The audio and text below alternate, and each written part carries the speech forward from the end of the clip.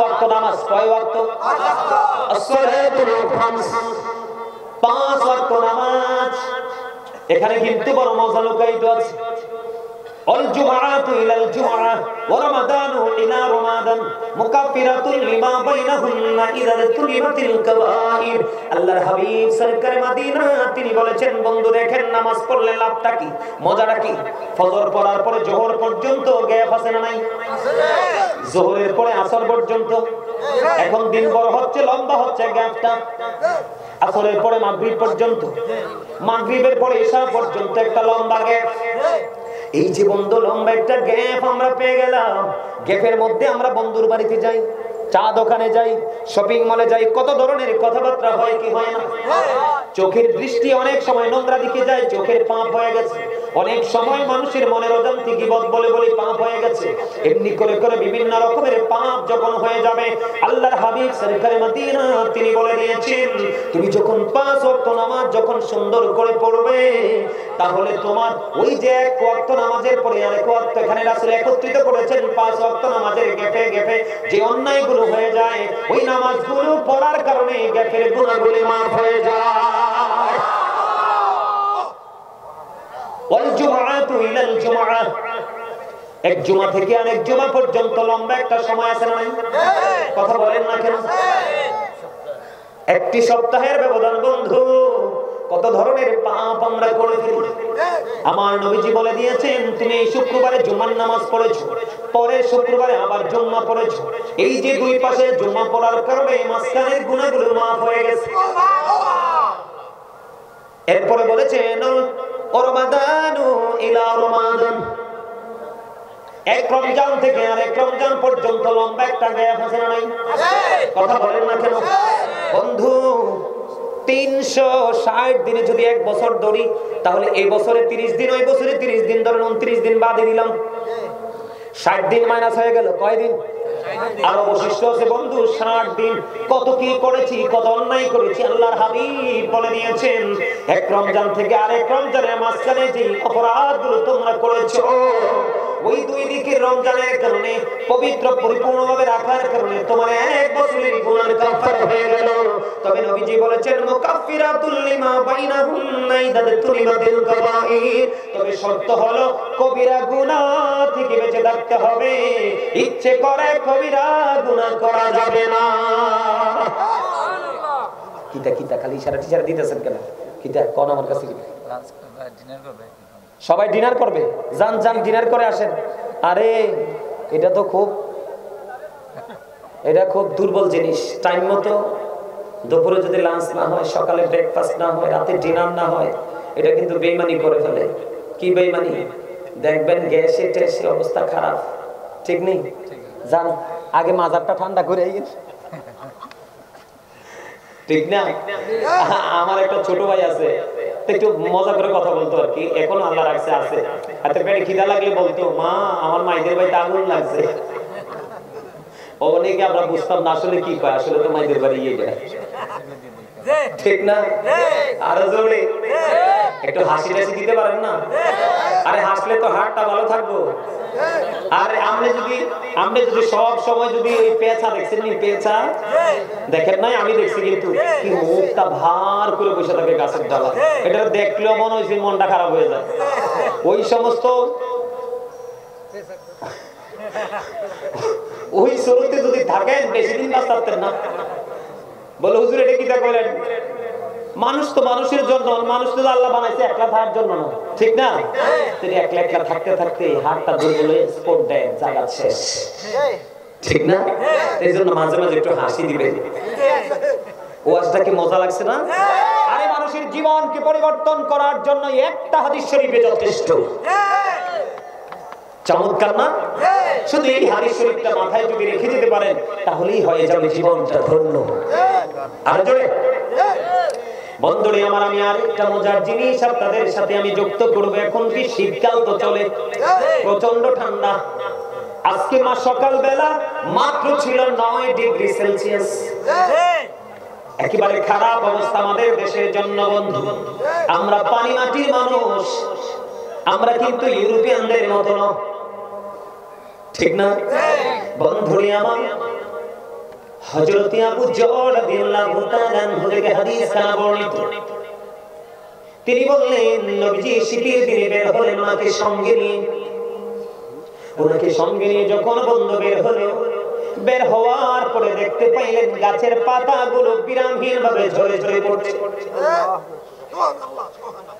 গাছের পাতাগুলো যখন ঝরে ঝরে পড়ছে রে, আমার নবী আবু যরকে ডাক দিলেন। নবীজি গাছের ডাল স্পর্শ করলেন, আবু যরকে ডাক দিলেন। আবু যর উত্তর দিলেন, ইয়া রাসূলুল্লাহ আমি হাজির। নবীজি বললেন, রে আবু যর, তুমি চাইয়া দেখো শীতের কারণে শুষ্ক হয়ে যে গাছের পাতাগুলো ঝরে ঝরে পড়ছে। আল্লাহর প্রিয় বান্দা, আমি নবীর উম্মত যারা নামাজের মাধ্যমে আল্লাহর কুদরতি কদমে মন্তর ভরে সিজদা দেবে, ওই শীতের দিনের গাছের পাতার মতো তার আমলনামা থেকে সবগুলো গুনাহ ঝরে পড়ে যাবে। জোরে বলেন না সুবহানাল্লাহ, জোরে বলেন সুবহানাল্লাহ। কথাটা কিন্তু সহজ নয়। আল্লাহর হাবিব ওই শীতের দিনের গাছের পাতার সাথে তুলনা করেছে। আমরা যেন সহজে বললে বিষয়টাকে বুঝতে পারি, আমাদের বুঝতে যেন কোনো অসুবিধা না হয়। আপনাদের এলাকায় শীতের দিনে গাছের পাতা সব ঝরে যায় না? বসন্ত আসার আগে গাছের পাতাগুলো নতুন করে গজায়।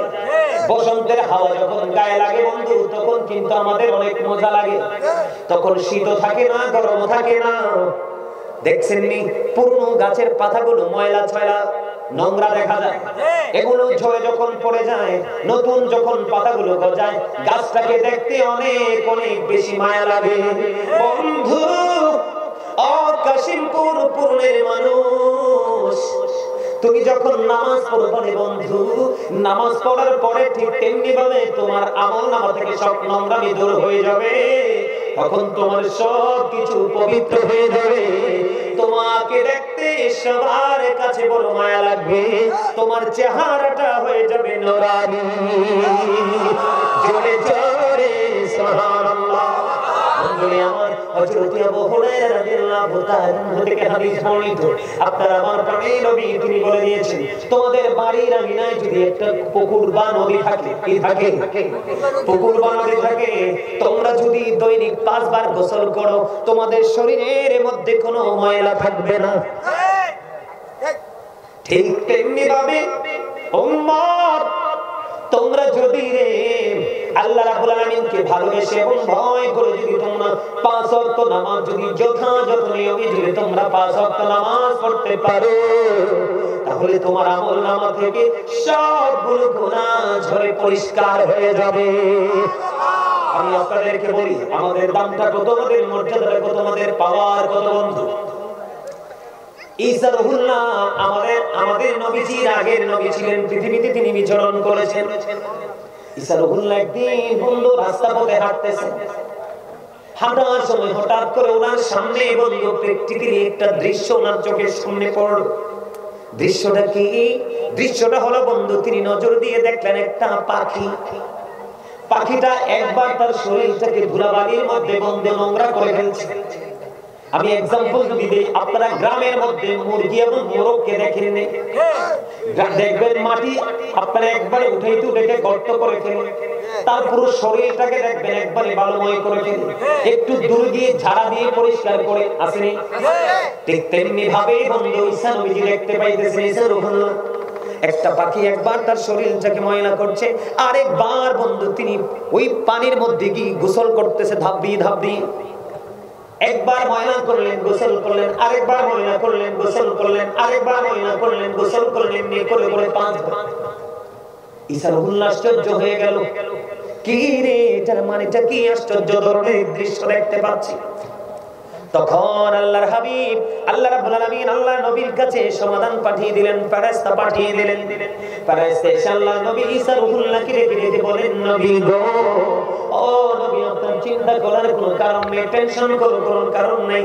কেন কারণ নেই? কই এটা হলো আখির নবীর উম্মতের নিদর্শন। আমি না বললাম সুবহানাল্লাহটা জান্নাতের ফল। এরপরও সুবহানাল্লাহটা কিন্তু অনেকেই বলেন না। দুর্বল হলে চলবে না। মরার পরে কিন্তু আর সুযোগ, অসুস্থ হলেও তো সুযোগ নাই, কথা বলেন না? এখন ভালো আছে, একটু পরে অসুস্থ হলেও কিন্তু আল্লাহর গোলামি করতে। এই জন্য তুমি অসুস্থ হয়ে যাওয়ার আগে সুস্থতাকে কাজে লাগাও। তুমি ব্যস্ত হয়ে যাওয়ার আগে তোমার ফ্রি সময়কে তুমি কাজে লাগাও। তোমার অর্থ ফুরিয়ে যাওয়ার আগে তুমি আল্লাহর সন্তুষ্টির জন্য দান করে যাও। মৃত্যুবরণ করার আগে তুমি তোমার জীবনকে কাজে লাগাও। বুঝে নিতে হবে, বুদ্ধিমান মানুষ ছাড়া সূক্ষ্ম চিন্তা করা কখনোই সম্ভব। ঈসা নবীকে কি বলতেছেন? কথা কর না, আপনারা না বললে মুখস্থ হবে না তো। এটা কার নিদর্শন? আখির নবীর উম্মতের নিদর্শন। কি ধরনের নিদর্শন? ওই যে পাখিরা দেখছেন ধুলাবালি লাগাচ্ছে, তার মানে এইটা হলো আল্লাহর হাবিবের উম্মত অপরাধ করবে।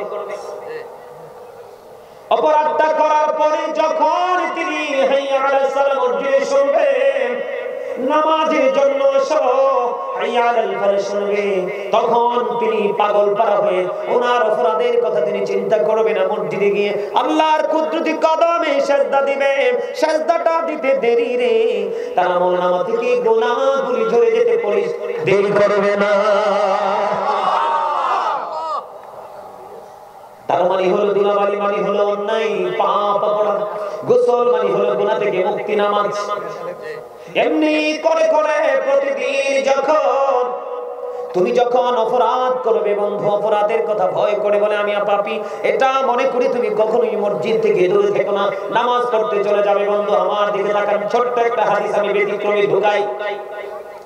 অনেক মানুষ কিন্তু নিজেকে অনেক বড় পাপী অপরাধী মনে করে সে নামাজ পড়ে না, মসজিদে যায় না। আমি তো অন্যায় করেছি, এই কাজ কখনো করবেন না। আল্লাহর হাবিব সরকারি মদিনা তিনি বলে দিয়েছেন, তুমি পাহাড় পরিমাণ অন্যায় করেছো, যদি মৃত্যুবরণ করার পূর্বে তুমি আল্লাহকে ভয় করে আল্লাহর কাছে ক্ষমা চেয়ে যদি মাসির মাথার সম পরিমাণ একটা ফোঁটা চোখের পানি যদি তুমি পালাইতে পারো আল্লাহর দরবারে, তাহলে তোমার সমস্ত জীবনের গুনাহ মাফ হয়ে যাবে। জাহান্নামের আগুনটা তোমার জন্য হারাম করে দেওয়া হবে। আপনারা বুঝেন নাই তো? শয়তান কইছে আল্লাহ তোমার বান্দা যতদিন পর্যন্ত বিচরণ করবে ততদিন পর্যন্ত আমি পথ ভ্রষ্ট করব। আল্লাহকে তুলে তোর ক্ষমতা দিলাম, আমার কথা শুনে রাখ, আমার বান্দা যেই পর্যন্ত আমার কাছে ক্ষমা চাইতে থাকবে সেই পর্যন্ত আমি ক্ষমা করতেই থাকবো। কারণটা কি? এত আমাদেরকে এত এক্সপেক্ট করার কারণ কি? আল্লাহ বলেছে ফি সূরাতিন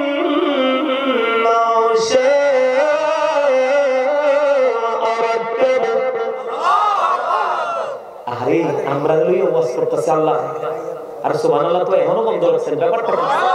আরে আরে সব সময় দেখবেন মসজিদে গেলে হুজুর কয় জোরে কর, মাহফিলে গেলে কয় জোরে কর। এই জোরে কর মানে কি জানেন? আপনার আমার আওয়াজটা যত বড় হবে শয়তানের কানের পর্দা ফেটে যাওয়ার উপক্রম হবে, শয়তান একেবারে পালাইতে থাকবে। তার মানে শয়তান হচ্ছে আমাদের চিরস্থায়ী শত্রু। Satan is the eternal enemy of the believers. ইমানদারদের প্রকাশ্য শত্রু হলো শয়তান। এজন্য তুমি জিকির করো আওয়াজ তুলে তুলে। জিকির কাল থেকে করা যায়, জবান থেকে করা যায়। আল্লাহর হাবিব সমাধান দিয়েছেন, অন্তর এবং কালব, রূহ এবং জবান দুটো মিলে যে জিকির করা হয় এটাই হলো সবচেয়ে উত্তম জিকির। সুবহানাল্লাহ। এইজন্য আপনাদেরকে বলি যত জোরে সুবহানাল্লাহ বলবেন আওয়াজ সহ্য করতে পারবে না তত দূরে যাবে, আর যত দূরে শয়তান চলে যাবে আপনি আমি ততই শত্রুমুক্ত। সুবহানাল্লাহ। মজার খবরটা কি? আল্লাহ কয় ইন্না কাইদা শাইতানি কানা দাঈফা। আল্লাহ কয় শয়তান ডিসিপশন ইজ ভেরি উইক। ঈমানদার মুমিন মুত্তাকিদের জন্য শয়তানের ধোঁকা একেবারে দুর্বল। It is nothing.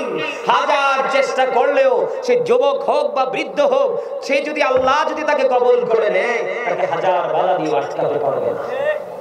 সুবহানাল্লাহ। আর জোরে নামাজটা কতটা তাকওয়া নিয়ে পড়তে হবে। ইমাম বুখারী নামাজে দাঁড়িয়ে গেল। আপনাদের এলাকায় ভেঙ্গুল বা ভোমরা আছে না? বল্লা বল্লা আপনারা কি বলেন?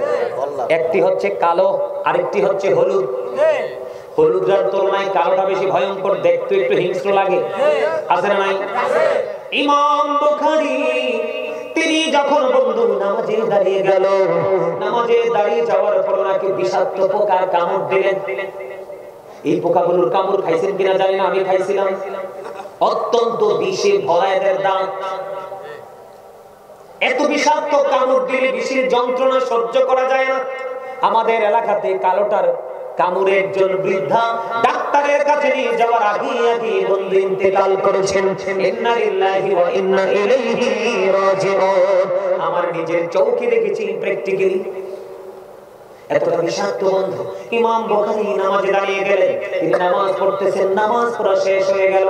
এবার ছাত্রকে ডাক দিয়ে বললেন, দেখো তো আমার পিঠের মধ্যে কি? ও বন্ধু, ওনার জুব্বাটা উঠালেন। জুব্বাটা উঠানোর পরে চাইয়া দেখলেন ওই যে বিষাক্ত পোকা ওনার পিঠের মধ্যে 10টা কামড় দিয়েছে। কয়টা? 10টা কামড় দিয়েছে। ছাত্র বলল, হুজুর একটা নয় দুইটা নয়, আপনাকে একটা নয় দুইটা নয় 10টা কামড় দিয়েছে। এই বিষ কেমন করে সহ্য করে আপনি নামাজে দাঁড়িয়েছিলেন? এবার ইমাম বুখারী তিনি ডেকে বললেন, আমি যখন নামাজে দাঁড়িয়ে যখন কোরআন তেলাওয়াত শুরু করেছি, আমার কাছে কোরআন এত মধুর মনে হয়েছিল, এই বিষাক্ত পোকার বিষে ভরা মুখ দিয়ে যে আমাকে কামড় দিয়েছে, এটা আমি অনুভবই করতে পারি না। আর আপনি আমি নামাজে গেলে ছোট্ট একটা সাউন্ড হলে কিন্তু, আর মশাই যদি একটা কামড় দেয়, এটা কোনো বিষাক্ত না, হিংস্র না, থাপড়া থাপড়ে ঠেলায়। আর ইমাম সাহেব যদি একটু লম্বা করে কেরাতটা আলোচনাটা লম্বা করে, অমর খোদা এই যে কি হইবে, হইয়ে কি সুই কইতে হইতে। হাসতে তো পারলেন না, কয়েকজন একটু হাসি দিলেন। আচ্ছা, মাঝখান দিয়ে একটু বরিশালের কথা বলছি। আপনাদের কাছে বরিশাল? এখান থেকে কাছে বরিশাল? আরে মনু কি কইতেছেন? আমি মই তো বরিশাল যাইয়েছি। নদী পার হয়ে তো মাত্র দিক দিয়ে শরীয়তপুর পার হয়ে বহুদূর বরিশাল, ঠিক না? বোঝানোর জন্য বলেছি নামাজকে অত্যন্ত গুরুত্ব দিয়ে পড়তে হবে।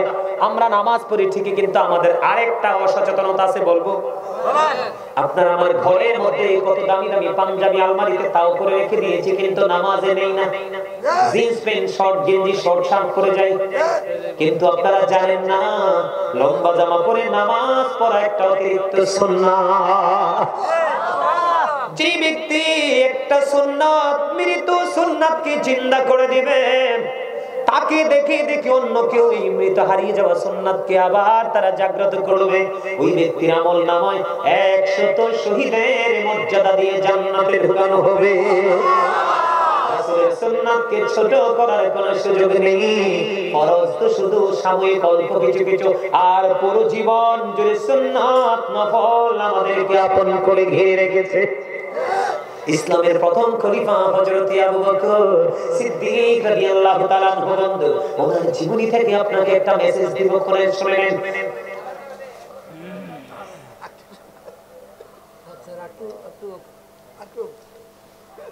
আপনারা এই আলোচনাটা শুনলে আপনাদের হৃদয়টা ওলটপালট হয়ে যাবে। ইসলামের প্রথম খলিফা উনি কেমন নবীর প্রেমিক ছিলেন জানেন? হাদিস শরীফের মধ্যে আসছে, আল্লাহ রাসূল দান করার জন্য বললেন, বলার পর হযরত ওমর উনি ওনার বাড়ি থেকে ওনার যে সম্পদ ছিল অর্ধেক রাসূলের কাছে নিয়ে আসছে, আর অর্ধেক তিনি ওনার ফ্যামিলি পরিবারের জন্য রেখে আসছে। কি করেছেন? রেখে এসেছে। নবীজির কাছে আসার পরে নবীজি বললেন, ওমর তুমি কতটুকু এনেছো? ইয়া রাসূলুল্লাহ, আমি অর্ধেক এনেছি। ফ্যামিলি পরিবারের জন্য কতটুকু রেখে এসেছো? কই বাকি অর্ধেকটা। কারণ হলো হযরত ওমর বললেন, জীবনে প্রত্যেকটা ধাপে ধাপে আবু বকর দিয়ে আমার জীবনে কোনোদিন আমি আবু বকরকে হারাতে পারলাম না। আজকে নবীজি আমাকে বললেন কিছু দান করার জন্য, আমার কাছে কিন্তু আছে, আমি আজকে আবু বকরকে হারিয়ে দিব। এবার ওমরকে ডাক দিলেন, ওমর এদিকে এসো। ওমরকে যখন দিলেন, কতটুকু এনেছো? নবী অর্ধেক এনেছি। ফ্যামিলি পরিবারের জন্য কি রেখে এসেছো? ওই অর্ধেক রেখে এসেছি। এবার আবু বকরকে ডাকলেন। আবু বকর বললেন, আবু বকর কি রাসূল বললেন, আবু বকর তুমি কতটুকু এনেছো? নবী, আমার কাছে যতটুকু আছে আমি সবটুকু নিয়ে এসেছি। আর তোমার পরিবারের জন্য তুমি কি রেখেছো? আবু বকর ডেকে ডেকে বললেন, ইয়া রাসূলুল্লাহ, ইয়া হাবিবাল্লাহ, নবী গো, আমি আমার ফ্যামিলি পরিবারের জন্য আল্লাহ এবং আল্লাহর হাবিবকে রেখে এসেছি। আমার উপর একটা ডাক দিয়ে বলল, আমার জীবনে আমার মনে হয় আর কোনদিন আমি আবু বকরকে হারাতে পারবো না। আজকে যেহেতু হারাতে পারিনি বন্ধু, আমি আপনাদেরকে বলি, আবু বকর অত্যন্ত নবী প্রেমিক ছিলেন বন্ধু। হাদিস পড়লে চোখের পানি ধরে রাখা যায় না। আবু বকর দিনের জন্য দান করতে করতে করতে করতে করতে একেবারে দুস্থ হয়ে গেল। আজানের সময় হয়ে গেল। একদিন নবীজি নামাজ পড়ার জন্য অপেক্ষা করতেছেন। এদিক দিয়ে আজকে জামা পরার মতো জামাও নাই আবু বকরের ঘরে। এবার হযরত আবু বকর সিদ্দিক রাদিয়াল্লাহু তাআলা তিনি কি করলেন? ওনার ঘরের মধ্যে ছিল বালিশের গিলাফ কাবাব, গায়ের মধ্যে ছিল ছোট্ট জামা। এবার হযরত আবু বকর তিনি কি করলেন? গায়ের ছোট্ট জামার সাথে খেজুর কাঁটা এবং খেজুর পাতাকে সুই সুতা হিসেবে ব্যবহার করে বন্ধু সুন্দর একটা জামা বানালেন। জামা বানাইয়া নামাজ পড়তে গেলেন। আমার নবীজি ডাক দিয়ে বললেন, আবু বকর, আমি থাকা অবস্থায় তোমাদের এই অবস্থা, আমি চলে গেলে না জানি কি অবস্থা হবে। এই কথা বলে নবীজি আর কিছু বললেন না বন্ধু। এবার নামাজ শেষ করলেন। নামাজ শেষ করার পরে আমার নবীজির পবিত্র কদম মোবারক যখন বাইরের দিকে বাড়িয়ে দিল, এবার চাইয়া দেখি হযরত জিবরাইল আপনার আমার প্রাণের নবীর সামনে এসে হাজির। তার শরীরের মধ্যে দেখা যায় খেজুর পাতার পোশাক।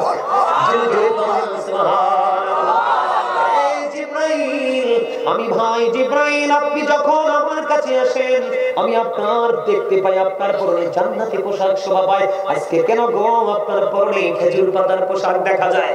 এই কথা বলতে দেরি আবু বকর সিদ্দিক রাদিয়াল্লাহু তাআলা আনহুর দিকে ইঙ্গিত করে জিবরাইল বললেন, ইয়া রাসূলুল্লাহ, ইয়া হাবিবাল্লাহ, নবী গো, আপনার আবু বকরের দিকে নজর দিয়ে চায়া দেখেন তার জামা কাপড় নাই, তারপরেও সে আল্লাহর নামাজ ছাড়েনি।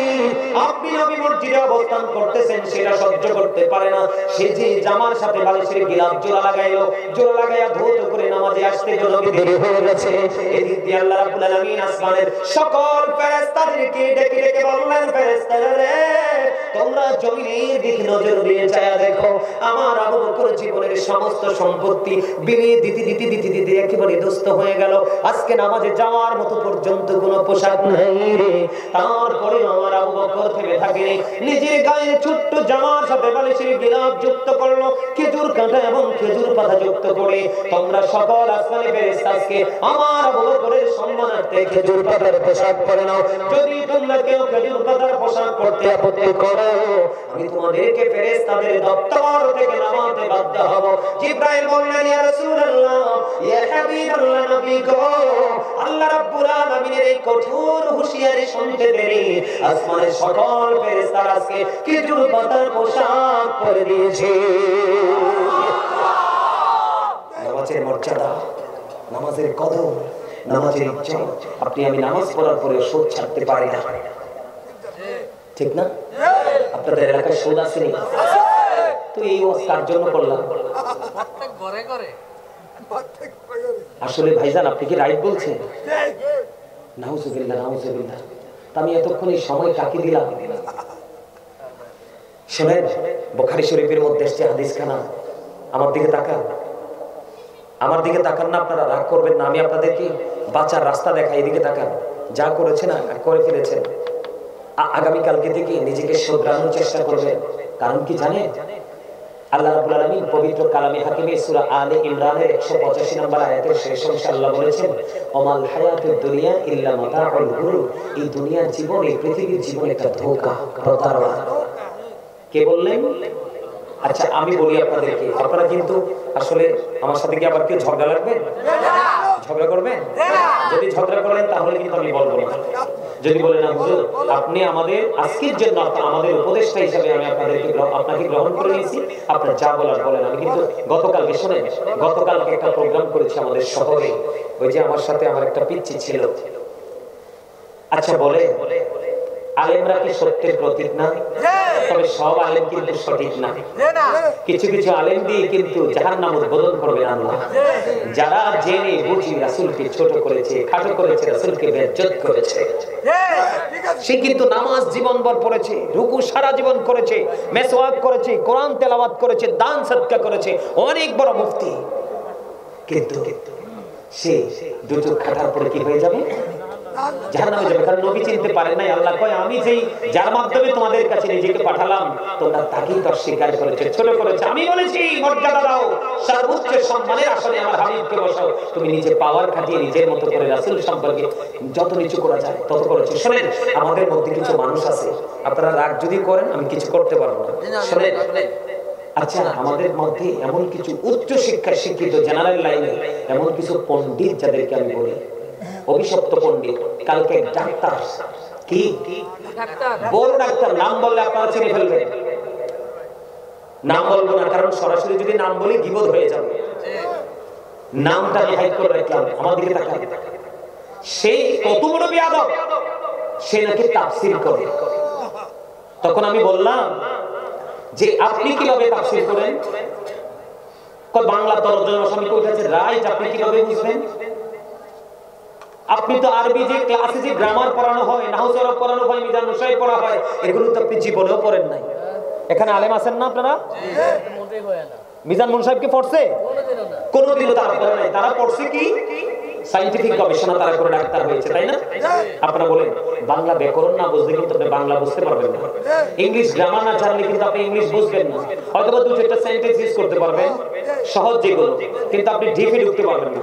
ঠিক কোরআনটাও এরকম, আপনি যখন নাহু সরফ মিজান মুসাইব যখন আপনি জানবেন না, ওই বাংলা তরজমা যেটা আছে এখানে আছে কিনা জানি না, এটা শুধু আরবি কোরআন শরীফ। অনেক সময় দেখবেন কোরআনের নিচে তার অর্থটা দেওয়া থাকে, এক একজন এক এক রকম ভাবে কোরআনের তাফসীর করে। এখন এই তাফসীর করতে গিয়ে এখন কিন্তু বর্তমানে আমাদের দেশের মানুষ কি সঠিক আছে না বিভ্রান্তিতে আছে? তার কারণে এটার জন্য কিন্তু আপনারা দোষী না, দোষী কিন্তু আমাদের মতো মৌলবীরা। কারণ সে কিন্তু তার চিন্তাধারা থেকে লেখছে। যখন আমি তাকে বললাম আপনি কোন হক্কানি আলেমের সংস্পর্শে যেতে হবে, আপনি এভাবে তাফসীর করে আপনি কিছু জানতে পারবেন না। এবার আমারে কি বলে জানেন? আপনি তো আমাকে ইসলাম থেকে দূরে সরাই দিলেন। নাউজুবিল্লাহ বলবেন না? আচ্ছা আপনাদের দৃষ্টিতে আমার কথা কি যুক্তিযুক্ত হয়েছে নাকি এটা যুক্তির বাইরে চলে গেছে? আর কেউ বলেন না? এই নিজেদের মন গড়া তাফসীর, নিজেদের লেখা কিছু বই পড়তে পড়তে তখন আমাকে বলল আমরা মূলটা জানবো থেকে। আমি কি মূলটা জানতে হলে আপনাদেরকে মূল কিতাবে যেতে হবে, যেটা মূল যেই কিতাব। আপনি তো ওই কিতাব দেখলে নিয়ে প্রস্রাব পায়খানা করে জায়গার মধ্যে সব ভয় গেল। কথা বল না কেন? এই কিতাব সব আলেমদের কাছে না। উনি কয় একজন দাঁড়ায় যায় নবীকে সালাম দিতে। ও মা, তুমি যখন ডাক্তার তোমার চেম্বারে ঢুকে রোগীরা তো অটো দাঁড়ায় যায়, কই তুমি তো হিসেবে ফতোয়া খোঁজো না। দেই আমি তো ডাক্তার, সামান্য একজন মানুষ, তুমি আমার সম্মানে দাঁড়াইছো কেন? ওইটা খুব মজা লাগে। রাসূলকে সম্মান করলেই বেদাত। অথচ এই যে আমার সামনে কোরআন, আল্লাহ সূরা ফাতির 9 নম্বর আয়াতের শেষ অংশে বলেছেন অত আজিরহু ওয়া তুআক্কিরহু। আল্লাহ বলেছেন help him and respect him. তোমরা আমার হাবিবকে সাহায্য করো এবং সম্মান করো। আমরা তো ফরজ বলে রাসূলকে সালাম দেই না, রাসূলকে মহব্বত করে সালাম দেই। আপনারা কিছুদিন আগে শুনছেন কিনা জানি না, আর বেশ এক দেড় মাস আগে গাজীপুরের এক লোক আজকে দীর্ঘদিন পার করে ফেলেছে, সে ভাত খায় না। নবীজির প্রিয় খাবার ছিল খেজুর, এজন্য সে কন্টিনিউ খেজুর খায়। এর ইচ্ছা হলো খেজুর খাইতে খাইতে যতদিন বাঁচবো ততদিন বেঁচে থাকবো, যেদিন পৃথিবী থেকে আমার পার্টস গুলো ল হয়ে যাবে, চলে যাব, সেদিন আপত্তি নেই, কিন্তু আমি ভাত খাবো না, রাসূলের প্রেমের খাবার খেজুর খাবো। আপনি কি তার প্রেমটাকে বেদাত বলবেন নাকি স্যালুট জানাবেন? এখন বর্তমান সময়ের কিছু বেয়াদব পণ্ডিত বের হয়েছে, এরা রাসূলের প্রেম। আরে ভাই, আপনার মন মানসিকতা নিয়ে আপনি কাজ করছেন, ওর মানসিকতা নিয়ে ও কাজ করছে। একজন আরেকজনকে গালি দেওয়ার তো কোনো দরকার নাই। কথা বলেন না কেন? একজন আরেকজনকে অ্যাঙ্কার করার কোনো দরকার নাই। ইসলাম আপনাকে কাউকে অ্যাঙ্কার করার কোনো সুযোগ দেয়নি। আপনার যদি ভালো না লাগে আপনি তাকে তালাক দেন। আমার কথা কি বুঝেন আপনারা? সম্মানিত উপস্থিতি, ওই যে আমারই পিচ্ছে, সে অসুস্থ হয়ে গেছে। আজকে খবরটা জানতে পারলাম সকালে। সে যখন ডাক্তারের কাছে গেল, কিছু কিছু ডাক্তার আমি দেখেছি এমন সভ্য, আরে নিয়ে মরা মানুষ আইসিইউতে ঢুকায়, লাখ লাখ টাকা বিল করে, মানুষের শেষ যে ইমোশনাল জায়গাটা নিয়ে তারা শেষ খেলাটা খেলে। এদের ঈমান বলতে নাই, ম্যাক্সিমাম ডাক্তার নাস্তিক। বলে হুজুর আপনার এত কনফিডেন্স, আমি কি ইয়েস, আমি আল্লাহরে বলছি আল্লাহ জীবনে কোনোদিন আমাকে কোনো ডাক্তারের কাছে নিও না। এদের ম্যাক্সিমামই নাস্তিক। শুনেন আজকে বলি অত্যন্ত দুঃখ নিয়ে, আমার 2019 সালে নভেম্বরের 19 তারিখে আমার একটা কন্যা সন্তান আল্লাহ দিয়েছেন, আমার প্রথম সন্তান। আমার যখন সন্তান পৃথিবীতে আসলে আমার ওয়াইফের ইচ্ছা, সে ডাক্তার পছন্দ করে না। ডাক্তাররা কিন্তু রোগীদেরকে একটা ব্যবসার পণ্য মনে করে বর্তমানে। আমি আপনাদেরকে বলে দেই, আমার মা বোনেরা যারা পর্দায় আছে বাচ্চা কনসিভ করেছে, এদেরকে বলবেন আল্লাহর গোলামি করতে, নামাজ পড়তে, রাসূলের প্রেম নিয়ে দুরূদ সালাম বেশি বেশি করতে, দেখবেন এরা 13 পাবেন ওদের বাচ্চা ডেলিভারি হয়ে যাবে। আমাদের মা শাশিরা 5টা 8টা 9টা বাচ্চা কি প্রসব করে নাই? ওখানে কি ডাক্তার ছিল? অত্যাধুনিক প্রযুক্তি ছিল? আজকে ডাক্তারদের কারণে ম্যাক্সিমাম মা আজকে মৃত্যুর ঝুঁকিতে পড়ছে। আপনারা আমার কথা একমত হন বা না হন, আমি অনেক গবেষণা থেকে বের করেছি। আপনারা দেখেছেন ফরিদপুরে এক মহিলা স্বামী তাকে তালাক দিয়েছে, শ্বশুর বাড়ি থেকে সে পুরো চিরদিনের জন্য বিতাড়িত হয়েছে। মহিলার অপারেশন করেছে, কাছে রেখে দিয়েছে পেটে। দেখছেন না আপনারা খবরে? তোমরা কি ডাক্তার না, তোমরা কি কসাই? জীবিত মানুষের পেটে কাছে রেখে তোমরা পেট সেলাই করে দাও? কথা বলেন না কেন? ব্রাহ্মণবাড়িয়াতে আপনারা টিভিতে নিউজে দেখছেন কিনা জানি না, এক ছেলে তার মাকে নিয়ে আসছে, কিডনিতে সমস্যা। আপনার আরেক কোটিপতি, তার একটা কিডনি হলে সে সুস্থ হয় যায়। ডাক্তার কৌশলে আপনার কি করছে, তার খারাপ কিডনিটা রেখে ভালো কিডনিটা কেটে আপনার কোটিপতির কাছে বিক্রি করে দিয়েছে। নাউজুবিল্লাহ বলেন। মার তো প্রস্রাব বন্ধ হয়ে গেছে, পায়খানা বন্ধ হয়ে গেছে, ব্যথার যন্ত্রণা অস্থির, এদের কাছে রিলিজ চাইতেছে, রিলিজ যেতে না, জোর করে নিয়ে গেছে আরেক হসপিটালে। যাওয়ার পরে পরীক্ষা করে দেখে ড্যামেজ যে কিডনিটা সেটাই রয়ে গেছে, ভালোটাকে যা আউট করে দিচ্ছে। নাউজুবিল্লাহ বলবেন না? কোন দেশে শুনেছেন এরা গাঁজা খেয়ে ডাক্তারি করতে আসে? ম্যাক্সিমাম এদের সনদ নাই। আমার দিকে তাকান, গত কিছুদিন আগে আয়ানকে দেখেন নাই? বাংলাদেশের ইন্টারন্যাশনাল প্রত্যেকটা মিডিয়াতে ভাইরাল হয়েছে, ছোট্ট ছেলেটারে খতনা করাতে গিয়ে মেরে ফেলছে। আপনারা বলেন এরা কি ডাক্তার না? কথা বলেন না? আরে কসাইও মিয়া ভালো আছে, আপনাকে গোস্ত কেটে যত্ন করে পাল্লা দিয়ে মেপে দেন, কসাই চাইতে নিকৃষ্ট। শুনেন, মানুষ অসুস্থ হলে অসহায় হয়ে যায়, এই অসহায়ত্বটাকে ব্যবহার করে শেষ সময় হসপিটাল কর্তৃপক্ষ, ম্যাক্সিমাম হসপিটাল কর্তৃপক্ষ এবং ম্যাক্সিমাম কসাই মার্কা নষ্ট ডাক্তার। সম্মানিত উপস্থিতি, আমার দিকে তাকান। আমার যখন বাচ্চা হলো, বাসায় হয়েছে নরমালি, তো বাচ্চা যখন অসুস্থ হলো, অসুস্থ হওয়ার পরে আমি ডাক্তারের কাছে, একজন ডাক্তারের কাছে নিয়ে আসলাম। আসার পরে ডাক্তার আমাকে প্রশ্ন করে, আপনার বাচ্চা কি বাসায় হয়েছে নাকি হসপিটালে? আমি বলছি হসপিটালে। কোথায়? আমি যখন বলছি হসপিটালে, আরে বাসায়। এবার কয় তুই আপনার প্রথম বাচ্চা যদি ইনকেস কোনো কিছু হতো? আমি বলছি আল্লাহর উপর ভরসা করে রাখছি। আরে আমার কাছে কবে না ইয়ান দি আয় কানে কানে আর কই যায়, আর দাদা কই যেত না কাছে দাদা কইতে রে। ও আচ্ছা, দাদা একটু তো পরে আমার বলছে আপনি কেন বাসায় রাখলেন? আমি বলছি আল্লাহর উপর ভরসা করে রাখছি, বাবু তো ঠিকঠাক মতো আল্লাহ দুনিয়াতে পাঠাইছে। এবার সে আমারে কি বলে জানে, তো ওই সময় বাসায় রাখতে পারছেন আল্লাহর উপর ভরসা করে, এখন অসুস্থ হয়েছে আমার কাছে আনছেন কেন? বিশ্বাস করেন আমার মনটাই চাইছে তখন এমন জোরে তাকে বাম হাতে একটা থাপ্পড় দিতাম, মনে হয় তার 16টা দাঁত আমি ফেলে দিই। এরা মনে করে কি জানেন, আল্লাহর কাছে কোনো ক্ষমতা নাই, এরাই সবচেয়ে ক্ষমতার অধিকারী। নাউজুবিল্লাহ বলেন। সব ডাক্তার না, কিছু কিছু ডাক্তার আমি যাদেরকে নিজের চোখে দেখেছি। এই যে পিচ্চি অসুস্থ হয়েছে, ডাক্তারের কাছে গেছে, নাম বলবো না, তো যাওয়ার পরে ওকে বলছে তুমি কি করো? সে বলছে আমি এভাবে জেনারেল ইউনিভার্সিটিতে পড়ি, আর আরবিক লাইনে আমি কুমিল্লা আলিয়াতে পাজরি করতেছি। কবসের সময় কি করো? কয় যারা পৃথিবীতে সাধনা করেছেন, বিশেষ করে বাংলাদেশে যাদের কারণে আমরা ইসলাম পেয়েছি, ওলি আল্লাহ, তারা কিভাবে এত আল্লাহর প্রিয় হলো, কিভাবে আল্লাহর বুজুর্গ, আল্লাহ রাব্বুল আলামিনের দিদার অর্জন করতে পারলো, তাদেরই জীবন বৃত্তান্ত একটু শুনি। কি আরে কি বলছিলি? জীবন বৃত্তান্ত একটু পড়ি। তখন সে কি বলছে জানেন? তখন সে বলছে এদের জীবনী পড়ার তোমার দরকার কি? নাউজুবিল্লাহ বলবেন না? আরে সলিমুদ্দিনের ফুলা কলিমুদ্দিন, ইসলাম কি তোর দাদাই আনছে দেশে? কোরআন কি তোমার দাদাই আনছে দেশে? নামাজ কি তোমার দাদাই আনছে দেশে? তোমার 14 পুরুষের কেউ তা আনেনি, এনেছে আল্লাহর মনোনীত, আল্লাহর প্রিয়, আল্লাহর বন্ধু, আল্লাহর ওলিরা। তাদের অবদান কি? তাদের অবদান কি আপনারা আমরা অস্বীকার করতে পারবো? যদি অস্বীকার করি আমরা কি কৃতজ্ঞ নাকি অকৃতজ্ঞ? অকৃতজ্ঞ মানুষের জন্য কি আল্লাহ কখনো কোনো পুরস্কার রাখে? কথা কই না। আল্লাহ না বলছে join with my dear people, come to my paradise. আল্লাহ বলেছেন ফাদখুলি ফি ইবাদি ওয়াদখুলি জান্নাতি, আমার প্রিয় লোকেদের সাথে যুক্ত হও, আমার জান্নাতে চলে আসো। তো যাদের সাথে যুক্ত হলে আল্লাহর জান্নাত যাওয়ার ঘোষণা আল্লাহ দিয়েছেন, তাদের জীবনে কি পারা যায় না? তখন ওরে বলতেছে যে তুমি এগুলো পড়ার দরকার নাই, এগুলো কি দরকার, তুমি তাফসীর পড়ো। এবার ও তো আপনার মাশাআল্লাহ সব দিকে একটিভ, আরবি লাইনে এবং বাংলা লাইনে মাশাআল্লাহ চমৎকার, ভেরি ইন্টেলিজেন্ট। হ্যাঁ, এবার সে তো ধরছে ডাক্তাররে হসপিটালে, চারপাশের মানুষ পেশেন্ট সবাই তাকায় রয়েছে ওর দিকে, কয় আপনি তাফসীরের কি বুঝেন? জায়গা সাইলেন্ট হয়ে গেছে। এই মিয়া, তুমি শিখছো মানুষকে কাটাকাটি, তুমি এটা নিয়ে থাকো? ইসলাম কি মামার বাড়ি নোয়া যে একজন কইলো তুমি বিশ্বাস করে তুমি ঢোল বাজাইলা?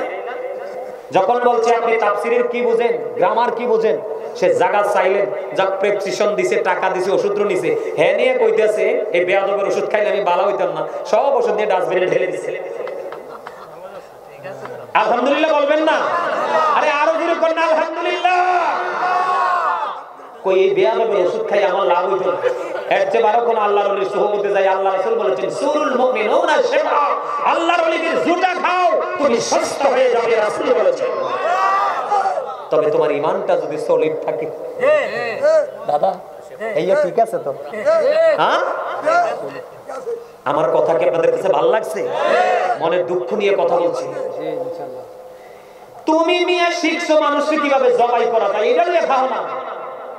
আমি এখানে আসি, তুমি আমাকে প্রশ্ন করতে পারতা যে হুজুর এই যে আপনারা দাঁড়িয়ে নবীকে সালাম দেন, আসলে এটা কতটুকু যুক্তিযুক্ত, এটা কি কোথাও আছে নাকি? তখন আমি পারলে জবাব দিতাম, নাইলে লজ্জা পেয়ে চলে যেতাম, তাই না? আচ্ছা গেল এটা। আরেকটা ঘটনা কি ঘটছে জানেন? আমি একটা ওয়াজ করেছিলাম, এই ওয়াজটা করলে অনেক যুবক ভাইরা রাগ হয়ে যায়। তোমরা আবার রাগ হইবে না? রাগ হইবে না তো? আচ্ছা, আল্লাহ যেটা কইছে এটা আমার কোয়া লাগবে না, রাসূল যেটা বলছে এটা আমাকে বলতে হবে। বর্তমানে আমার যুবক ভাইরা তোমরা যে একটা পোশাক পরো, এই যে ঝাঁক যুবক বসে আছো ওদিকে, তোমরা সবার পরনে দেখা যায় জিন্স প্যান্ট। তোমরা বলো তো তোমাদের প্যান্টটাকে নাভির উপরে না নিচে? না, আমি আমার ওই ভাইদেরকে বলছি, তোমরা বলো তোমাদের প্যান্টটা আসলে কি নাভির নিচে নাকি উপরে? সত্যটা বলতে পারো না? আমি তো জানি, আমি জানি বিধাই তো তোমাদেরকে প্রশ্ন করছে, লুকাও কেন? সত্যি বলো তো। হয়তো ইন কেস কারুরটা নাভি বরাবর থাকতে পারে, আমি অস্বীকার করছি না। বলো হুজুর এত ডিফিকাল্ট জায়গা আপনি কেন আসলেন? আসছি কেন জানেন? আমাদের কাছ থেকে সব সাইড দিয়ে ইসলামটা দূরে চলে যাচ্ছে। আল্লাহ বলেছেন, এদিকে তাকাও, আল্লাহ বলেছেন লিবাসুত তাকওয়া যালিকা খায়র। আল্লাহ কইছে মানুষকে যেমন সুন্দর করে বানাইছে আরো সুন্দর রাখার জন্য আমি তিন ধরনের পোশাক দিয়েছি আল্লাহ। একটা প্রতিদিন যেটা পরে লজ্জাস্থান ঢাকার পোশাক, পুরান হোক নতুন হোক কমন চলতেই থাকে, থাকে না? আরেকটা হলো সাজের পোশাক, কোন অনুষ্ঠানে গেলে ভিআইপি পোশাক পরে পরি না। আরেকটা পোশাক হলো তাকওয়ার পোশাক, যেটা আল্লাহর সবচেয়ে পছন্দ। এটা দিয়ে তুমি লজ্জাস্থানও ঢাকতে পারো, সাজের পোশাকও বানাতে পারো, আবার তাকওয়ার পোশাকও বানাতে পারো। একটা দিয়ে তুমি তিনটা বানাতে পারো। এটা কিন্তু আপনাদের জন্য অত্যন্ত জরুরি। দেখেন আমাদেরকে তাকান, এদিক দিয়ে নাভি বরাবর, নিচে দিয়ে টাকনোর উপরে। এখন জিন্স প্যান্টটা তো এত ছোট করে বেঈমান কাফেররা আবিষ্কার করছে আমাদেরকে নষ্ট করার জন্য, এটা তোমরা বুঝো না। তো তুমি হয়তো আমার কথাটা মানবে না, তুমি তোমার মতো করে পড়বে, জবাব তো তুমি দিবি, কিন্তু আমাকে তো বলতে হবে। এখন কালকে যখন এই বিষয়টা নিয়ে ওয়াজ করলাম, সে নাকি অনেক বড় এডুকেটেড পারসন, সে আমারে বলতেছে হুজুর আপনি কি আমাকে মিন করে কথা বলেছেন? ওয়াজ করলাম ভরা মজলিসে, সে দাঁড়ায় কয় হুজুর আপনি তো আমাকে মিন করে কথা বলেছেন। আরেকজন লয়ার দাঁড়িয়ে বলছে নো ইম্পসিবল, হুজুর আপনাকে মিন করে কথা বলেনি, তিনি কোরআন হাদিসের ভাষাটা শুধু আমাদের সামনে তুলে ধরেছে, যে আপনি আপনার গায়ে মাখেন হবে না। একজন সাথে সাথে বাইরে হয়ে গেছে। আচ্ছা বলেন, আমাদের বর্তমানে যে ইয়াং ছেলেরা, শুধু আপনাদের এলাকার না, কোন তো মাথার চুল যে কাটে, মাথাটা হচ্ছে গোল, এটা কত রকম বানায় না? আচ্ছা এইটা শরীয়ত সম্মত না। আপনি যদি আমার কথাটা না মানেন এটা আপনার ব্যক্তিগত ব্যাপার, কিন্তু আমাকে তো বলতে হবে। আমাকে কি করতে হবে? তো আপনি চুলটা যেভাবে কেটেছেন ইহুদিদেরকে ফলো করে, কাকে? বেঈমান কাফিরকে ফলো করে। আল্লাহ কোরআনে বলতেছে ইন্নাল কাফিরিনা কানু লাকুম আদুওয়াম মুবিনা। আল্লাহ বলেছেন দা হেরিটেজ আর the eternal enemy of the believers. এখন এই এক ভদ্রলোক ছিল, তার চুলগুলো একটু ইহুদি স্টাইলে কাটা। বিশ্বাস করেন তিনি ৬০,০০০ টাকা খরচ করে খাবারের আয়োজন করছে। আমার এই জিন্স প্যান্ট আর চুল কাটার স্টাইল। আমি কেন বলছি কথাটা? ওই যে দিন দিন যে ইসলামটা গরিব হয়ে যাচ্ছে, আমাদের বডি থেকে, অন্তর থেকে, সব দিক থেকে, আচার আচরণ থেকে দেখেন ইসলাম গরিব। ইসলামের কোন তোয়াক্কাই আমরা করছি না, নিজেদের মতোই সব করছি, তাই না? তো এটা তো গরিব না ইসলাম? কথা বলে না কেন? তা আমি এই কথাগুলো বোঝানোর জন্য কি বলেছিলাম, বলার পরে তো এরা গায়ে নিয়ে মাইকা সবাই উঠে চলে গেল। তো এই যদি হয় বর্তমান পরিস্থিতি, তাহলে আপনার পৃথিবীতে, বাংলাদেশে আপনি সুখী হওয়ার স্বপ্ন দেখাটা একেবারে ভুল। আমি কোরআন হাদিসের ভাষা বলবোই। আপনি যদি তকদির ভালো হয় মানবেন, না না ভালো থাকলে মানবেন না। আপনি মরার পরে সব হিসাব নিকাশ আল্লাহর কাছে দিতে হবে। তবে সর্বশেষ কথাটা হলো, আপনার লুঙ্গি হোক, প্যান্ট হোক, পায়জামা হোক, ট্রাউজার হোক, আপনি যেটাই পরেন, যুবক হোক আর বৃদ্ধ হোক, সবার জন্য এটা ফরজ। উপর দিয়ে নাভি বরাবর, নিচে দিয়ে টাকনো মনে রাখবেন। এই দেখছেন, আমি কিন্তু এই কথাটা একটু করে বলতাম। এই যে না আপনি হাসি দিয়েন না, আমার চাচা যে কথাটা বলেছেন সবচেয়ে লজ্জাজনক কথা। আল্লাহ আমাদের লজ্জাস্থান ঢাকার জন্য পোশাক দিয়েছেন। আপনি এমন পোশাকটা কেন পরবেন যেই পোশাকটা আপনার লজ্জাস্থানটাকে ফাঁকা করে দিবে? শুক্রবার দিনে জুমাতে যায়েন, কিছু কিছু ছেলেরা সবচেয়ে বেশি ডিজিটাল ভাবে মসজিদে যায়, রুকুতে গেলেই দেখবেন পিছনের কাতার থেকে আরেকজন তার পিছন দিকে লজ্জাস্থানটা পুরোটা দেখা যায়, তার গোপন অঙ্গটা দেখতে পায়। কথা বলেন না কেন? যদিও কথাটা বলতে খারাপ লাগে, কিন্তু বাস্তব সত্য না? সম্মানিত উপস্থিতি, ওই দেখছেন এবার একটা ভাঙিয়ে দিয়েছি।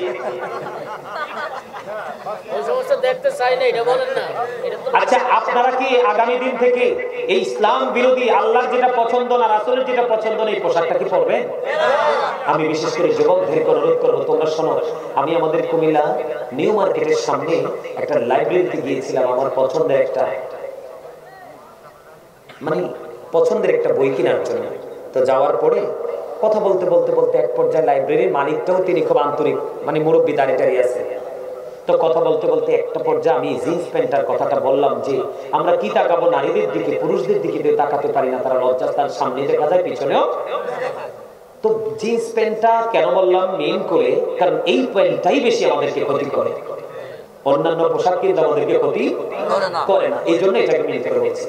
তো মনে হয় ছেলেটা 6-7 পড়ে সম্ভবত, না জানি আর বেশি মনে নেই, সঠিক অনেক আগের কথা। তো ছেলেটা পাশে থেকে দাঁড়ায় দাঁড়ায় আমার কথা শুনছে। শোনার পরে আমার যখন কথা শেষ হলো, আমি রওনা দিলাম। ছেলেটা আমার বলতেছে, হুজুর, আমি এতদিন পর্যন্ত এই প্যান্টটাকে মনে করতাম যেটা একটা কমার্শিয়াল পোশাক, আমি এটা পরতাম। হুজুর, আজকে আমি দূর থেকে সবগুলো কথা শুনছি। আজকে থেকে যদি আমি এই প্যান্টটাকে চিরতরে ভুলে যাই, আল্লাহকে আমার অতীত জীবনের সবগুলো গুনাহ মাফ করে দিবে। আমি কার আল্লাহ চাই তো এটা। তোমার অন্তরে ভয় আসো, তুমি অপরাধকে ভুলে যাও, আল্লাহর দিকে তুমি ফিরে আসো। সম্মানিত উপস্থিতি, আমার দিকে তাকান, ছোট্ট করে আলোচনা করবে একটু সুদটা নিয়ে। আমাদের সমাজকে যে ধ্বংস করে দিচ্ছে। যেটা বলতেছিলাম, আপনার কাছে যদি 10 টাকা থাকে, কয় টাকা? ধরে 9 টাকাই আপনার হালাল পরিশ্রমের, কিন্তু 1 টাকা আপনি সুদের বা ঘুষের বা জোর জবরদস্তির টাকা আপনি কি করলেন? 9 টাকার সাথে যুক্ত করে 10 টাকা দিয়ে একটা জামা কিনলেন। এই জামাটা পরে আপনি কিয়ামত পর্যন্ত নামাজ পড়তে পারবেন। আল্লাহ রাসূল বলেছে, তোমার নামাজ আল্লাহর দরবারে কবুল হবে না, কারণ লা তুকবালু সালাতুন বিগাইরি তুহুর ওয়ালা সাদাকাতুন মিন কুবুর। আল্লাহ রাসূল বলেছেন, পবিত্রতা ছাড়া ইবাদত কবুল হয় না, আর হালাল উপার্জন, হালাল টাকা ছাড়া কখনো দান সাদকাও কবুল হয় না। বলেছেন কে? আল্লাহ। রাসূল, এটা হাদিস শরীফ। কে বলেছেন? রাসূল বলেছেন। আমি যদি আপনাদেরকে, এটা কিন্তু মেরাজের চাঁদ চলতেছে, আল্লাহ রাসূল মেরাজে গেলেন, জাহান্নামের দিকে তাকিয়ে দেখলেন শুধু বড়লোক আর নারী। নাউজুবিল্লাহ। আপনারা বুঝতে পারছেন, ক্লান্ত হয়ে গেছে। আমি আরেকটু কথা বলি, ছোট্ট করে হাদিস শরীফটা বলে শেষ করে দিব। জাহান্নামের দিকে তাকিয়ে কি দেখলেন? বড়লোক আর মহিলা। আর জান্নাতের দিকে রাসূল তাকিয়ে দেখলেন শুধু পুরুষ আর গরিব মানুষ। সুবহানাল্লাহ। নবীজি একটা সম্প্রদায়ের কাছে নিয়ে যাচ্ছেন, যাওয়ার সময় নবীজি দেখলেন এক একটা মানুষের পেট এক একটা ঘরের মতো বড় বড়। ওই যে আমার ভাই পিছন থেকে বলতেছেন এক একটা ঘরের মতো বড় বড় পেট।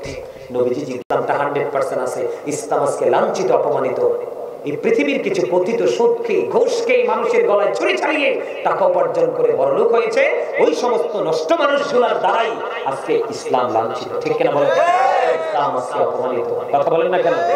আমরা ইসলামের ধারা অনুযায়ী কাজ না করে ইসলাম এটা পরে নাই, আমরা এটা করছি। আসলে কি ইসলামের কিছু হবে? ক্ষতি যা হওয়ার তোমার নিজেরই হবে। ঠিক না বেঠিক? সম্মানিত উপস্থিতি, না বলা অনেক কথাই আছে, আর কোনো কথা বলবো না।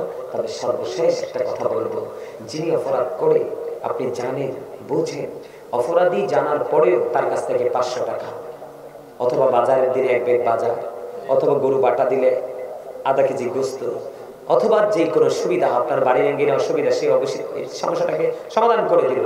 যেই কোনো লোভে পড়ে আপনি অপরাধী জানার পরেও তাকে সাপোর্ট করলেন।